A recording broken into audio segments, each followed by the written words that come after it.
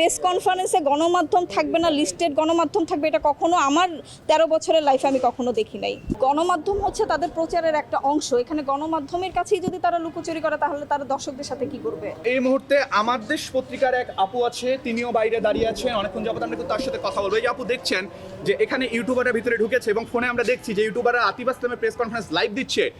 আপনি বাংলাদেশের একটি দৈনিক পত্রিকা থেকে, জাতীয় দৈনিক থেকে আপনাকে ঢুকতে দেওয়া হচ্ছে না, বিষয়টা কিভাবে দেখছেন? না, এই বিষয়টা তো সম্পূর্ণ একটা নেগেটিভ বিষয়। কারণ হচ্ছে গত প্রেস মিটে তাদের পক্ষ থেকে, আয়োজকদের পক্ষ থেকে বলা হয়েছিল যারা গত প্রেস মিটে থাকবে তারাই আজকের প্রেস মিটে আসবে। তো সেই দিক থেকে এবং একটা জাতীয় গণমাধ্যম থেকে আমি আজকে খবর পেয়েছি আজকে প্রেস কনফারেন্স হবে, আমি এসেছি। কিন্তু আমি এসে দেখলাম যে এখানে আমার জাতীয় দৈনিকের লিস্ট নাই। এটা একটা অবাক করার মতন বিষয় যে আমার দেশ পত্রিকা একটা যেনতেন পত্রিকা না, এটা কোনো ভুইফোর পত্রিকা না, এটা একটা জাতীয় গণমাধ্যম।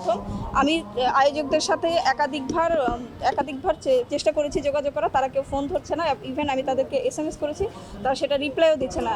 এটা আমিও প্রতিবাদ জানাচ্ছি অন্য সবার মতন, কারণ অন্য সবাই কিভাবে ঢুকতে পারলো সেটা আমারও কোশ্চেন। আচ্ছা, কিন্তু তারা প্রেস কনফারেন্সে কিন্তু সকলকে ইনভাইট করেছে গত প্রেস কনফারেন্সে তারা সবাইকে, এবং এটা আমি মনে করি যে সাংবাদিকদের একটা হেনস্থা এবং অপমান করা। কি মনে করেন যেটা মিস ম্যানেজমেন্ট কিনা?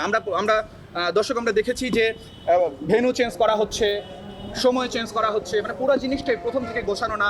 আতিফ আসলাম আসার কথা একদিন, আসছে পরের দিন, মানে সবকিছু মিলে কি মনে হচ্ছে যে কতটা মিস ম্যানেজমেন্ট? না, সবকিছু মিলে আমার কাছে একটা রহস্য মনে হচ্ছে। তারা এত রহস্য কেন করছে?